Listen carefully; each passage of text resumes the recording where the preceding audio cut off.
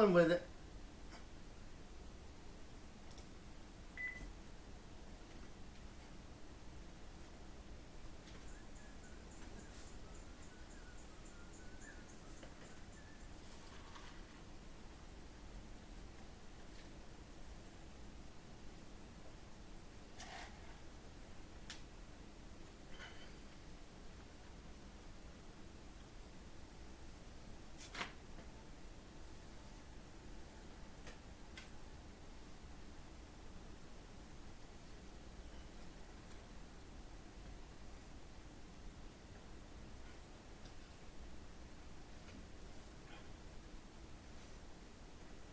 What's up? What's going on, y'all? Coming live from the DM pod. The DM Pod. Yeah, we got some more stuff going today. We got some video lingering. We got some audio record going. So we're trying to be official with everything. Yeah, we look like we know what we're doing. A little bit. I mean, we got a live set up and everything. Look. I'm pretty sure we're gonna fuck some shit up. Dude, honestly, you can't do this with, baby mama here. You can't have this set up. No. So, well, are you an original gangster? That is the title this week. An original gangster. An original gangster. And let's be clear. I just want to say this out. We're gangsters in our own way. We're not out, popping hoods, riding down the street with gats, selling dope. We're not doing that. We're gangster in our own way. Like, redneck gangster. Yeah, I was gonna say redneck gangster. That just describes us more. Right.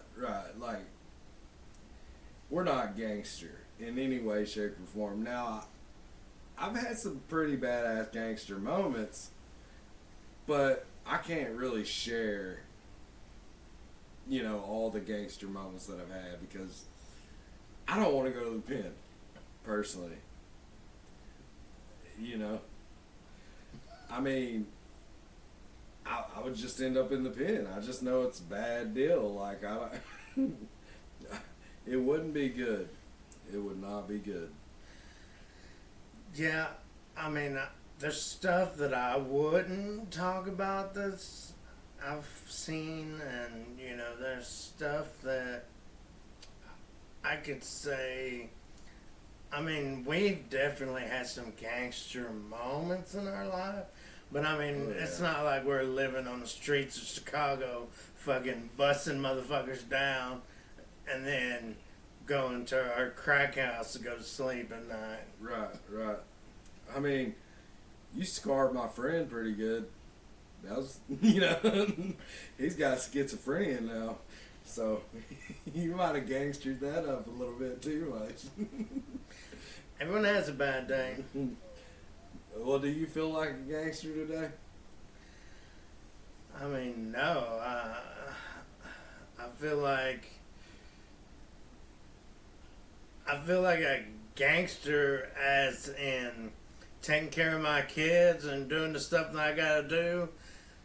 That's harder than any gang shit, really, I think. Gang shit, that's all I'm on. So, would you consider yourself an OG? Like, you've been through it. You've lived the life now, and you've been straight and narrow for working and taking care of your family. Do you feel like now that you would consider yourself an OG in your own way? Like, when I say this, I don't mean like we're gangster. This is funny stuff, like redneck gangster. That's how we are, Oh, I feel like I've been through a lot and learned a lot of lessons. At the same time, I think that I still have lots of shit to learn, lots of shit that I'm going through that, you just never know if, just basically, I think that I've came a long way, but I still got a lot of shit to learn, a lot of shit to go through, and, I ain't even been through my daughter getting older and dating, so I think that's where some of my most gangster moments are going to be coming up in my life. Right. So you got to be an OG at that time, right?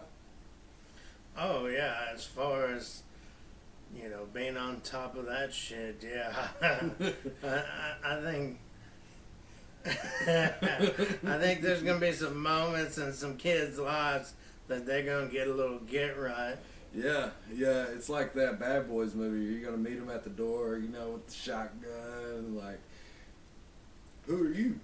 No, I think it'll be more like I'm gonna have a group of people back in my little man cave, and I'm gonna be like, "Oh, hey, you're gonna take my daughter out tonight? That's awesome. Here, why don't you come in here?"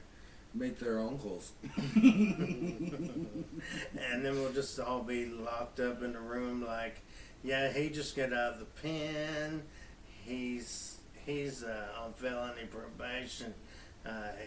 He works at a gym. He does this. He does that. He carries a gun for fun.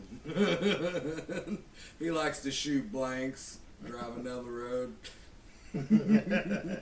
Yeah. So I mean, just to let them know that I have a lot of fun people that I hang out with. Not only that, let him know that you are packing. Like, I got this gun and it's my baby. I almost love this gun as much as I love my daughter. Yeah, that new one that you got, what is it? It's a 45. 45. 1911. Can't go wrong with that. That'll definitely put a hole in a new anything. I mean, like, even an elephant, it'd put a hole in an elephant, bro. I like elephants. I like people. I would never do such a thing. That's what I have a shovel for. Man, could you imagine hitting one in the head with a shovel? Like an elephant? Yeah, that's that redneck gangster that we're talking about. That's like, redneck fuck gangster. it, let's do it. Like, let's go to the fucking zoo and hit one. That's some white people shit, alright?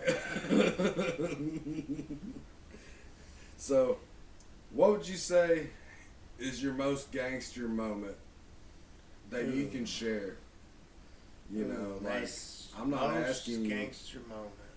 Not asking you to put yourself out there or anything like that. I'm just saying, like, what would you say would be your most gangster moment?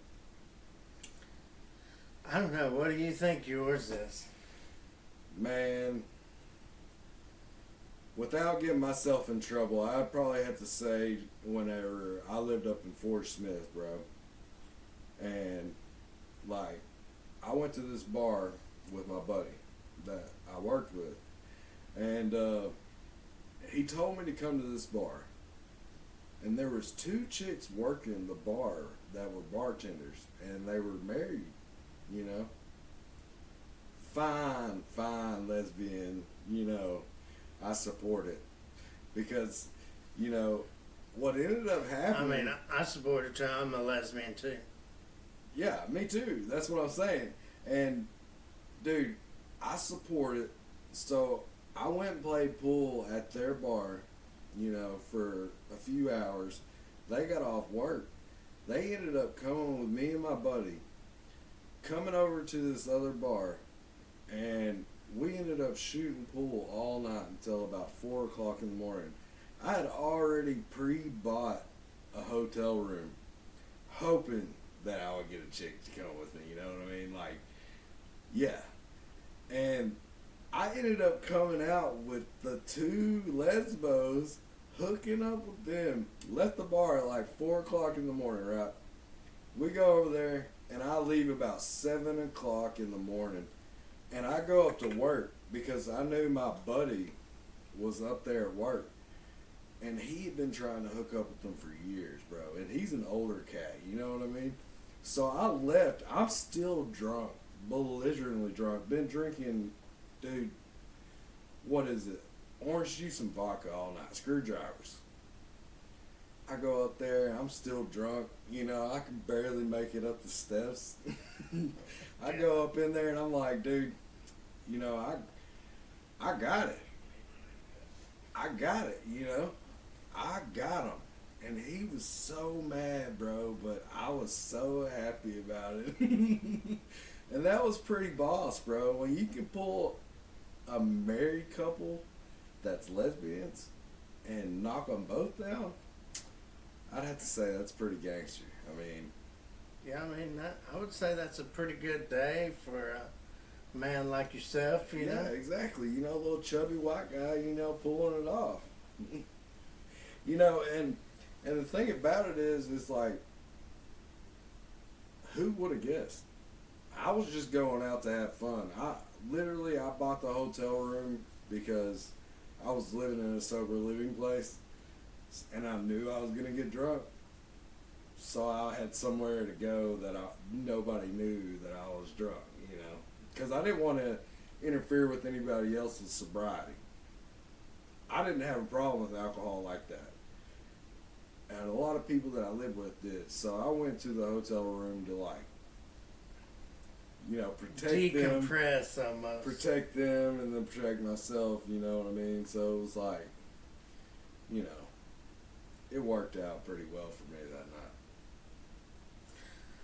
Well, that's pretty cool. I mean, I wouldn't call that gangster.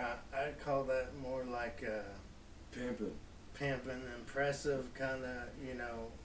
Well, look, That'd be like a highlight night. I wouldn't really call that gangster. I can't really say the most gangster thing that I did because, you know, there might still be investigations.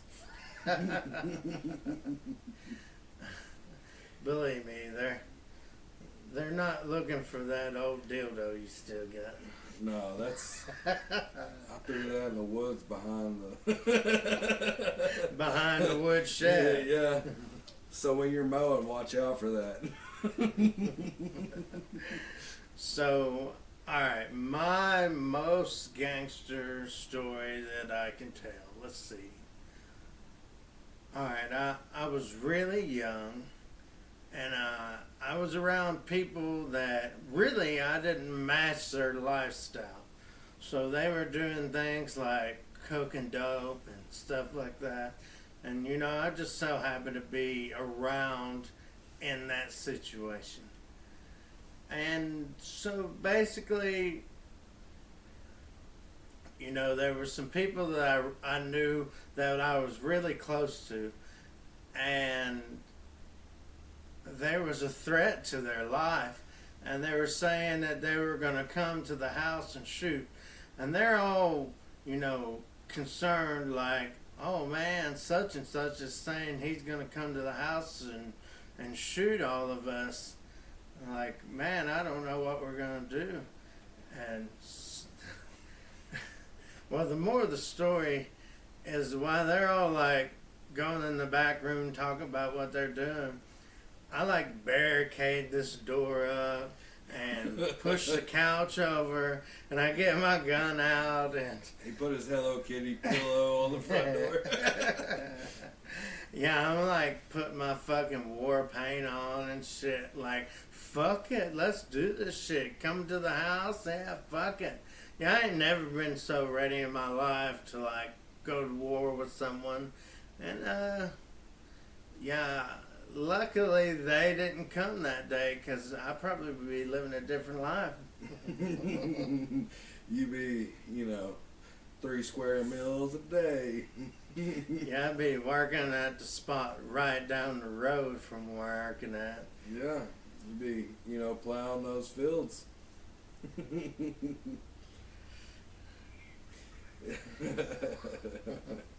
So, what's the most gangster thing that you've ever seen, like, from someone else, or like, you know, one of your friends, or, you know, like just out in public, And I'm not talking about that old man in Oaklawn that was busting a move, pulling chicks that were like 25 years old. Oh my God, dude, that was an awesome night. We go to Oaklawn and there's this old man in there. And I mean, if we would have just recorded it, we wouldn't be doing this. Oh no, we would be rich. Because we'd be rich, yeah. Dude was pulling 20-year-old girls that were walking through the door, and this dude was like a beanpole dancing. Yeah, it was like a 75-year-old man that just freaking did too much cocaine and Viagra and didn't know where he was in his life.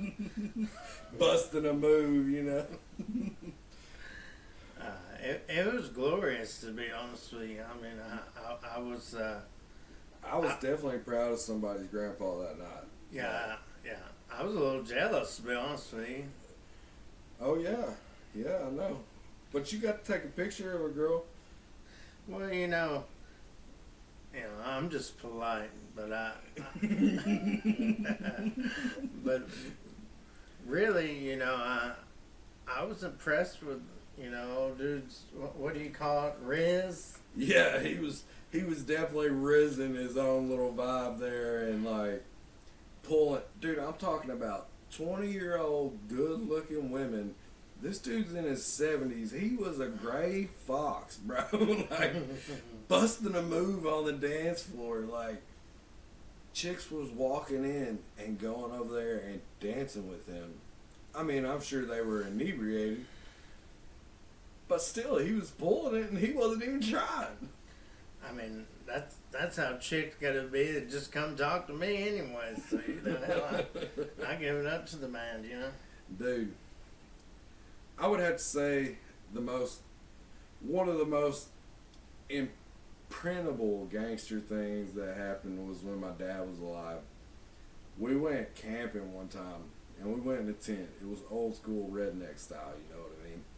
But this tent was only big enough for like 3 people, okay? 3 people. And he took this chick that was probably 21, 22 that I knew, and I had a crush on. He took this chick with us, alright? It's me, this chick, and him.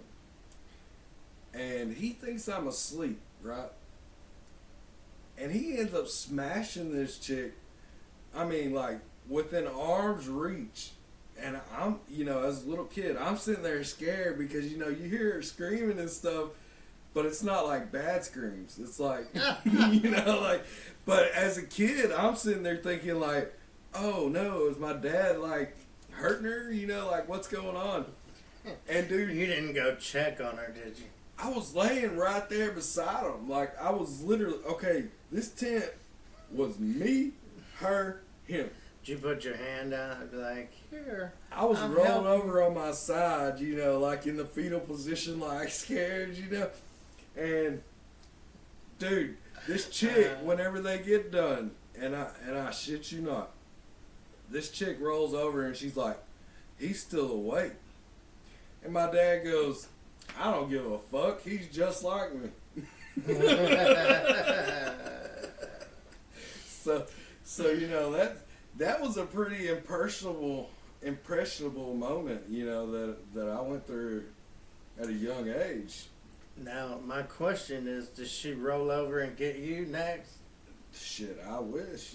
Shit, I was 7 at the time, so just think, she was probably like, you know what? I was actually legitimately mad after it all happened because I had a crush on the chick, you know what I mean? And my dad smashing it. Like, this chick's 20, 21. Yeah, but you're 7. That's against the law for her to even do anything with you. Right, but right, how like men are. It's like a damn church girl or it's something. It's like, dude, you stole my chick and you're my dad, bro. Like, Dad, I hate you. Like, because man, you bro. stole my crush. You couldn't pass that along to me? Like, I'm just like you. Alright, it's my turn. Oh, man. Yeah. And my dad was a good guy. He passed away when I was 8. So that was about a year before he passed. You know, that's one of the memories that I remember. And it was a good memory either way, you know, like just him. And I can still hear his voice saying, "He's just like me, I don't give a fuck." Well, that's probably not the best memory to keep. Right. But, you know, that's probably why I ain't got no love for these hoes. As father, furthering your life towards finding someone special. But I mean, that's why right now, you know, it's like I'm concentrated on me, and if that comes along, that perfect woman, then I will try my hardest and do right, because I mean, I did that once, and I was with Katie for 5 years, and I hate Right. that I said her name. Fuck you, bitch. uh, You broke my heart. I love you and I hate you. You broke my heart. That's why I don't love. Dude, relationships are hard. Making sure people are on the same level and keeping them happy and keeping you happy. I mean, I know I sure as hell don't have it all figured out. I mean, who does? I mean, the old school, old heads that have been married for like 30 plus years. Yeah, they got a cheat code, dude. Yeah. They're not even having to closely do fucking shit that we have to do. And plus they don't have to worry about these fucking OnlyFans, you know, whether these hoes are going behind your back. Dude, people were loyal back in the day.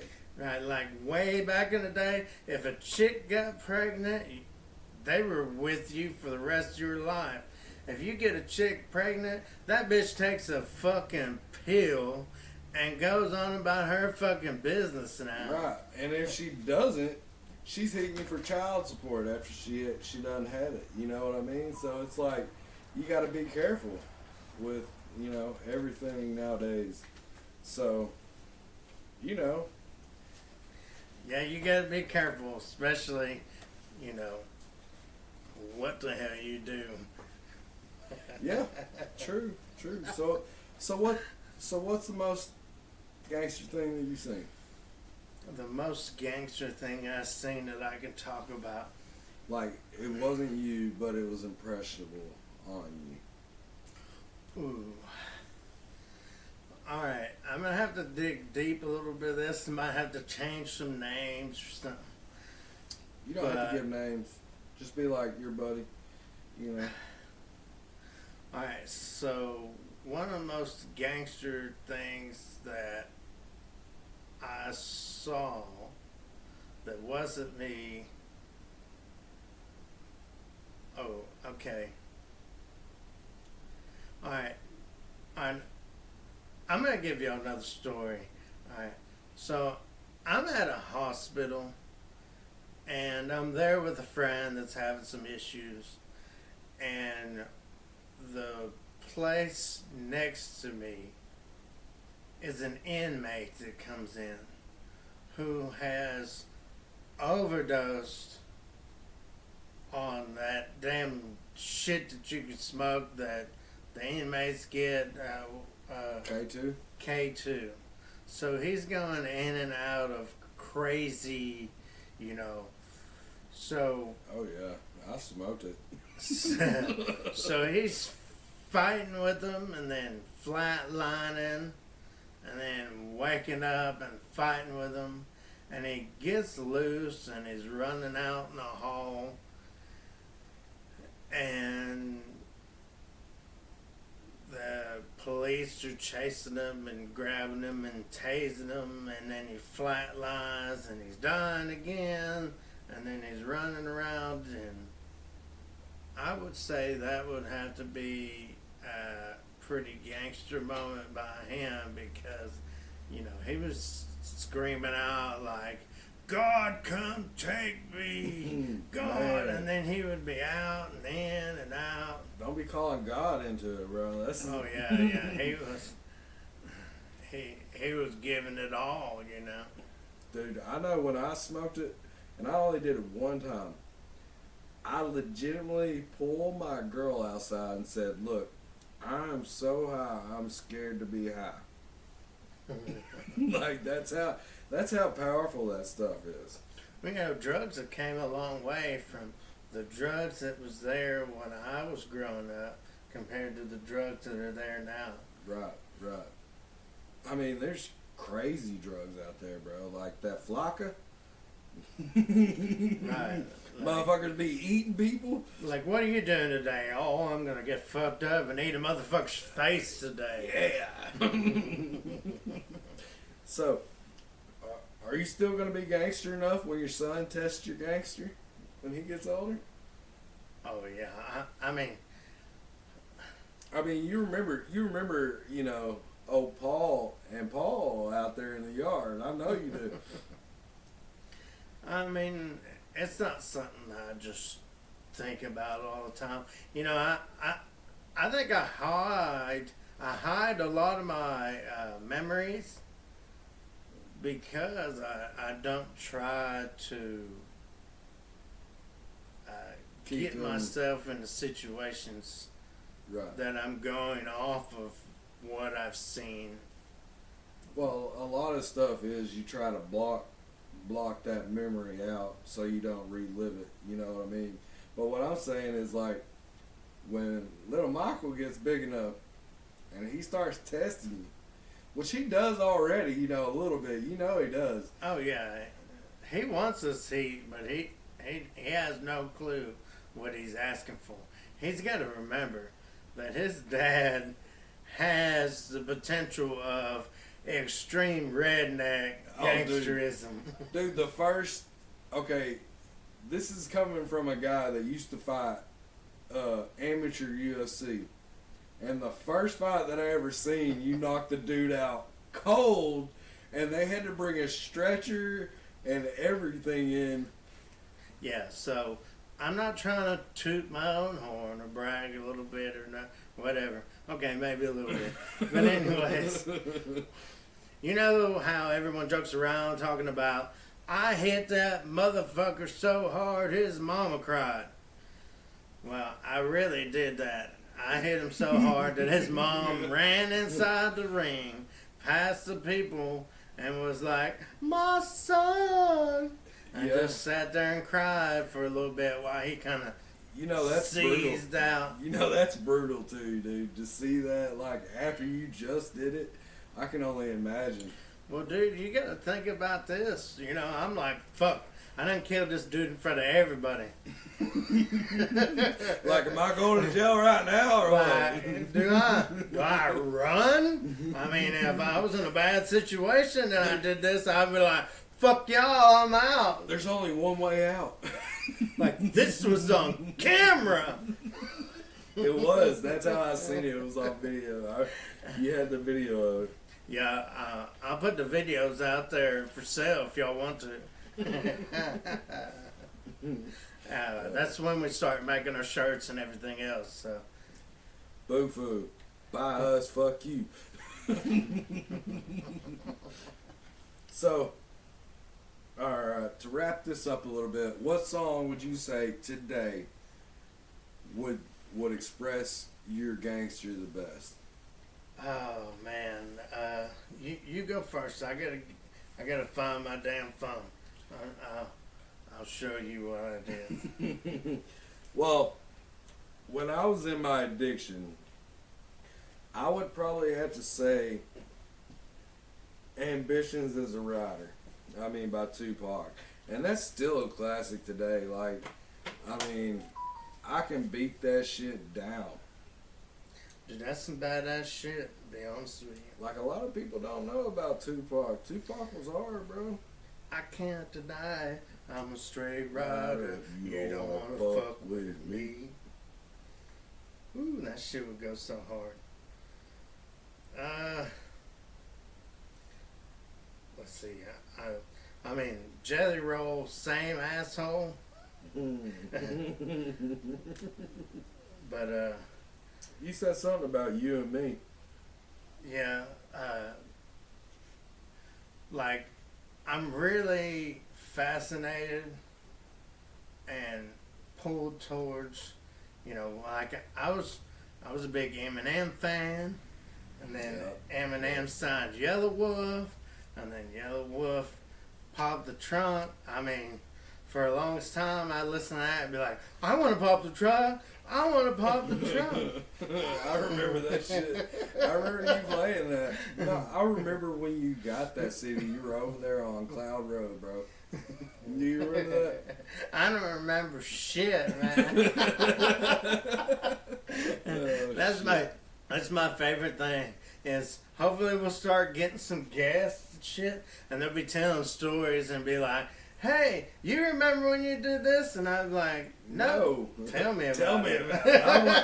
What did I do? Because I might remember it a different way. Old Cloud Road, man, there were some good times there. Nothing like getting drunk and messed up and. I pissed on my friend there. I wonder if he's into that now. He probably is. Dude, he lives next door now. Like, next door from me, literally, across the street. I couldn't live next door to a motherfucker that pissed on me. I would have fucking knocked you out and pissed on you by now. I would have done it that night, bro, when he was laying there. And your buddy, your best friend at the time, was like, I'm going to go piss on your friend. I'm like, nah, fuck that. If anybody's going to piss on my friend. He was passed out. By the in toilet. the bathroom by the toilet. I done went in there and pissed twice. And he was like, if you can't get your fucking friend out of the way, I'm going to go in there and piss on him. Yeah, and I was like, no, you're not. I'm going to go piss on him. Yeah, that was better. Hey, bud, let me help you out. Oh, dude. And him sticking his hand, like, when you start pissing, you're trying to block it with his hand, like, bro, what are you doing? Stop the water, it's coming. That was a. You need people like me. Canadian Mist Night is what that was. I was on 3 Hydro 10s and a half gallon of Canadian Mist. Alright, so I would say Outlaw Man, New Breed, and Jesse Howard. Right on. Yeah. So, I mean, I love music. There's all kinds of, like, I don't know who the fuck sings it, but when I hear it, I know if I like it or not. Yeah. Those are some of the ones that I like. I mean, music's a savior. It really is. It's a savior for me. Like, if I want to escape, I'll get into music because, used to, if I wanted to escape, I would use drugs. Yeah, like, music to me is kind of like playing Grand Theft Auto. It's like, when I feel like going outside, just fucking punching someone, I'll get on there and go outside and punch someone. Or putting some baby powder on your hands, slapping the hoe up, You come from a long line of assistant pimps.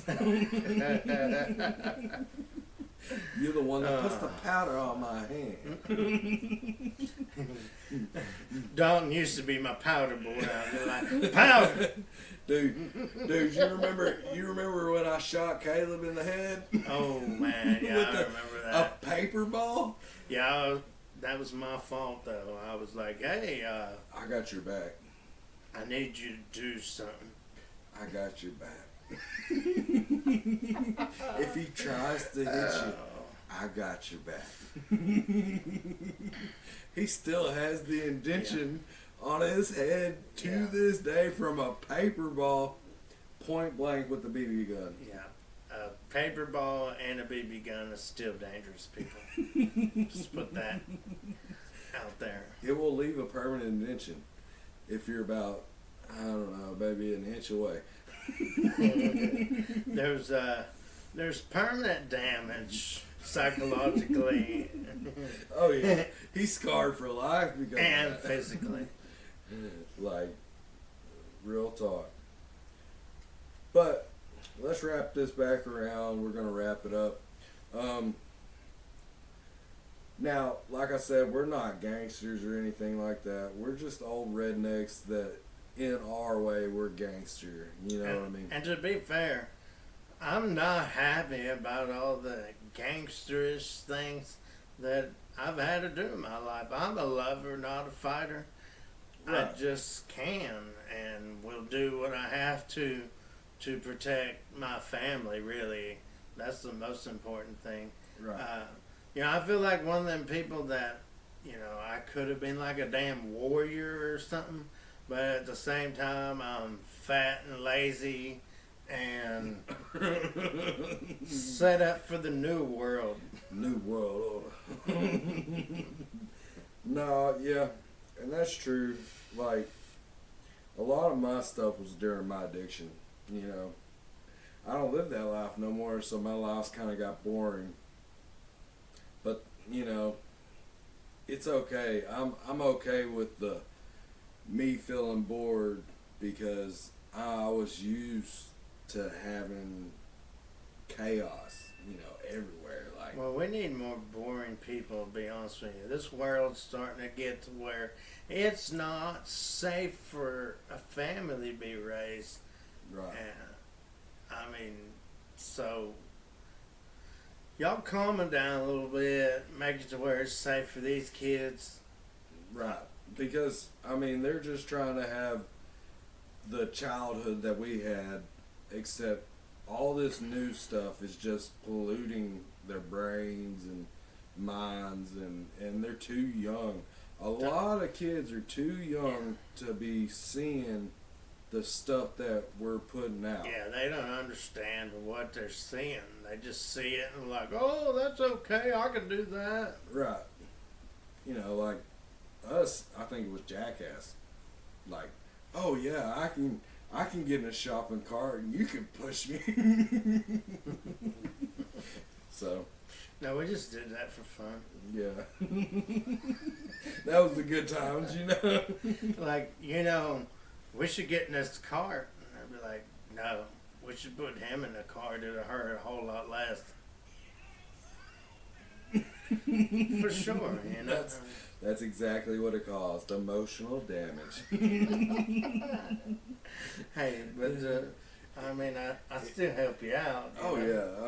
Like, as soon as you get up bloody and everything, I'll pick you up and make sure And I'll give you a paper towel or something. Pissy pants. Get in the back of the truck, pissy pants. But we just hope y'all have a blessed day. Thank y'all for coming to the DM pod. We appreciate everybody that listens. We appreciate y'all spending some time in our crazy used to be world. It's still crazy, don't get us wrong, but a lot of that crazy stuff is behind us. Oh yeah, besides raising a family and having Oh, kids yeah. running around doing things that ain't no telling what I'll have to do. Yeah. You'll have to bring that crazy back out one day. I'm hoping that I don't have to do podcasts from prison, but I'll do what I can. I'll put you on my visitation list at least, Yeah. Hey, with this new setup, I could just come in there and we could just do it right there. It don't matter if you're in the pen. I'll put some money on your books. Well, I appreciate that. So, we're gonna try to do a Christmas special. It might be a couple days after Christmas. It might be on Christmas. We haven't decided yet. But Yeah, we're so gangster. We're gonna try to do that chipmunk fucking voice. yeah. So we're gonna try to get that going and bring some cheer y'all's way, because a lot of times during these time periods is the roughest for a bunch of people.